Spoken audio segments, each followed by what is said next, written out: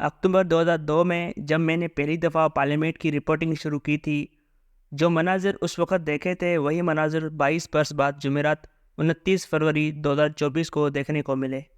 2002 میں جب نو منتخب ممبران قومی اسمبلی نے حلف اٹھانا تھا تو نواز شریف جیل سے جدہ پہنچ چکے تھے اور الیکشن کے بعد ان کی جماعت کے کچھ اراکین ہی منتخب ہو کر اسمبلی پہنچ سکے تھے۔ چند ایک نے نواز شریف کی تصاویر اٹھا رکھی تھیں اور اسمبلی میں ہلا گلا اور شور شرابہ بھی کیا تھا۔ اس اسمبلی میں عمران خان موجود تھے لیکن نواز شریف نہیں تھے۔ آج عمران خان اسمبلی میں نہیں ہیں لیکن نواز شریف وہاں موجود ہیں۔ نواز شریف جب جیل میں تھے یا جلا وطن تھے تو ان کے حامی پارلیمنٹ میں ان کے حق میں نعرے لگاتے تھے۔ ان کے ایم این ایز ان کی تصاویر سینے سے لگائے پارلیمنٹ میں پھرتے اور ان سے اپنی وفاداری ثابت کرتے تھے۔ آج خان صاحب کی تصاویر پارلیمنٹ میں نظر آ رہی ہیں۔ یہ تو سب کچھ ہماری آنکھوں کے سامنے ہوا ہے۔ یہ لوگ ایک دوسرے کے ساتھ نہ چل سکے۔ اقتدار کا نشہ ہی کچھ ایسا ہے۔ دوسری طرف مجھے خان صاحب کی طرف سے آئی ایم ایف کو لکھے گئے خط پر کچھ حیرانی ہو رہی ہے۔ میرا خیال تھا کہ وہ ماضی سے کچھ سبق سیکھ چکے ہوں گے۔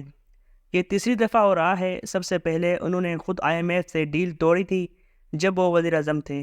بعد میں جب مفتاح اسماعیل دوبارہ ڈیل کرنے کی کوشش کر رہے تھے تو انہوں نے شوکت ترین کو کہا کہ یہ ڈیل نہ ہونے دینا۔ اسد عمر نے جب وزیر خزانہ بن کر آئی ایم ایف کے پاس نہ جانے کا فیصلہ کیا تھا تو ڈالر 124 سے 150 روپے تک پہنچ گیا۔ بعد میں انہیں احساس ہوا کہ آئی ایم ایف کے پاس نہ جا کر انہوں نے غلطی کی۔ خان صاحب نے جنوری 2022 میں آئی ایم ایف پروگرام ختم کرنے کا جو حیران کن فیصلہ کیا تھا، اس کے اثرات سے پاکستان ابھی تک نہیں نکل سکا۔ شیخ رشید جب کہتے تھے کہ خان صاحب وزیر اعظم کی سیٹ سے ہٹنے سے پہلے بارودی سرنگیں بچھا آئے تھے تو لوگوں کو سمجھ نہ آتی تھی کہ اس کا مطلب کیا ہے۔ مطلب بڑا واضح تھا لیکن جب عقل پر پردہ پڑ چکا ہو تو پھر کچھ سمجھ نہیں آتا۔ خان صاحب کو اچھی طرح علم تھا کہ آئی ایم ایف ڈیل توڑنے سے ملک کی معیشت اور عوام پر کیا برے اثرات مرتب ہوں گے۔ خان صاحب کو جب علم ہوا کہ ان کے خلاف عدم اعتماد کی تحریک آ رہی ہے تو انہوں نے فوری طور پر شوکت ترین کو حکم دیا کہ پیٹرول کی قیمت 10 روپے کم کر دی جائے۔ اس سے آئی ایم ایف فوراً معاہدہ ختم کر دے گا، کیونکہ آئی ایم ایف کے ساتھ پیٹرول پر سبسڈی نہ دینے کا معاہدہ دے پایا تھا۔ اب سوال یہ تھا کہ پیٹرول پر سبسڈی کہاں سے دیں گے۔ فوراً ہی ترقیاتی فنڈ کے 250 ارب روپے اٹھا کر پیٹرول سبسڈی میں پھونک دیے گئے۔ آئی ایم ایف پیٹتا رہ گیا کہ یہ کہاں کا اصول ہے کہ پاکستان میں غیر ملکی سفارت خانوں کے ہزاروں گاڑیوں کو بھی پاکستانی عوام کی جیب سے پیسے نکال کر سستا تیل دیا جائے، اشرافیہ کو بھی مہنگا پیٹرول سستا کر کے بیچا جائے، لیکن خان صاحب نہ مانے اور یوں آئی ایم ایف ڈیل ٹوٹی اور فوراً ہی ڈالرز کو پر لگ گئے اور اگلے ایک ماہ میں ڈالر 188 روپے تک پہنچ گیا۔ آئی ایم ایف کی ڈیل ٹوٹنے سے سارے سرمایہ کار ڈر گئے۔ عالمی اور ایشیائی بینک نے پروجیکٹ لون بند کر دیے جس سے پاکستان کے غیر ملکی زر مبادلے کے ذخائر مستحکم رہتے تھے۔ ڈالر مہنگا ہونے سے سب چیزیں مہنگی ہونا شروع ہوئیں کیونکہ پاکستان غذائی اجناس اور تیل تک سب کچھ امپورٹ کرتا ہے۔ یہ سب کچھ ڈالر میں خریدا جاتا ہے۔ یوں ڈالر کا ریٹ ڈسٹرب ہونے سے سب کچھ آسمان پر چلا گیا۔ اوپر سے روس یوکرین جنگ نے تیل اور خوراک کی قیمتوں کو آگ لگا دی۔ رئیسی کسر اسحاق ڈار نے پوری کر دی جب وہ مفتاح اسماعیل کو ہٹوا کر خود وزیر خزانہ بنے۔ انہوں نے ستمبر 2022 میں آئی ایم ایف سے ڈیل سائن کرنے کے بجائے 6 ماہ تاخیر کی، جس سے ڈالر 300 روپے کی حد عبور کر گیا۔ اب اگر ڈالر ایک جگہ رکا ہے تو خان صاحب نے پھر وہی کوششیں شروع کر دی ہیں کہ آئی ایم ایف سے ڈیل طے نہ ہو۔ بہت سارے لوگ کہیں گے کہ کیا فرق پڑے گا اگر یہ ڈیل نہ ہو، اگر پاکستان ڈیفالٹ کر بھی گیا تو کیا ہو جائے گا؟ پہلی بات یہ ہے کہ خان صاحب اپنے دور میں امپورٹ کو 55-60 ارب ڈالر سے 80 ارب ڈالر سالانہ تک لے گئے، جبکہ ایکسپورٹ 31 ارب ڈالرز تھی۔ 30 ارب ڈالرز اوورسیز کے ملا کر 61 ارب ڈالرز تھے ہمارے پاس۔ اب بتائیں 20 ارب ڈالرز کہاں سے لائیں؟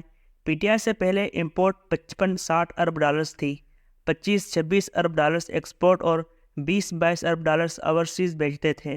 یوں مل ملا کر تقریباً 50 ارب ڈالرز ہو جاتے تھے۔ 5 ارب ڈالرز کا گیپ قرضے لے کر پورا ہو رہا تھا، لیکن جب خان صاحب نے امپورٹ 20 ارب ڈالرز بڑھا دی تو ڈالرز پر دباؤ بڑھا اور یہ شارٹ ہونا شروع ہوا تو ہم نے چین، سعودی عرب، دبئی اور آئی ایم ایف کا رخ کیا اور یوں قرضے بڑھے۔ ایکسپورٹس بھی 5-6 ارب ڈالرز خان صاحب کے دور میں بڑھیں جب روپے کو 160 روپے تک گرایا گیا، لیکن ساتھ امپورٹس ہی بھی 20 अरब डॉलर्स तक बढ़ गईं और नतीजा हमारे सामने है। जो लोग कहते हैं कि डिफ़ॉल्ट से क्या फ़र्क पड़ेगा, तसल्ली रखें, इससे फ़र्क उन तबकात को नहीं पड़ेगा जो कोशिश कर रहे हैं कि मुल्क जल्दी डिफ़ॉल्ट हो जाए, लेकिन अवाम मारे जाएंगे।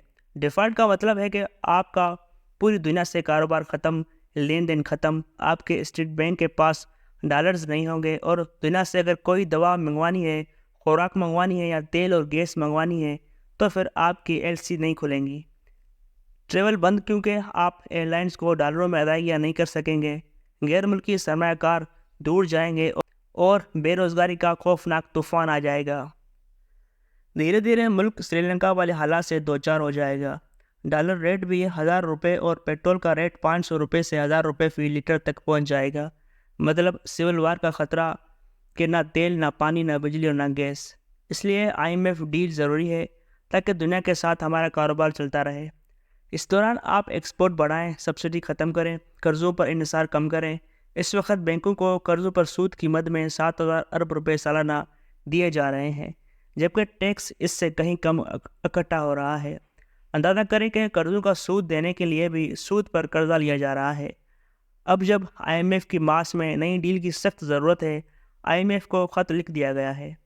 मान लेते हैं कि PTI के बानी चेयरमैन के साथ ज़्यादती हुई, लेकिन इस मुल्क और 24 करोड़ अवाम का क्या कसूर है जो आसिफ जरदारी, नवाज शरीफ और इमरान खान की इक़्तिदार और हुक्मरानी की खौफनाक जंग में फंस गए हैं। चलें 24 करोड़ को छोड़ें, उन 2.5 करोड़ वोटर्स पर खान साहब को कोई तरस नहीं आता जिन्होंने उन्हें वोट दिया है और वो पहले भी खान साहब के IMF डील तोड़ने से मुतासिर हो चुके हैं।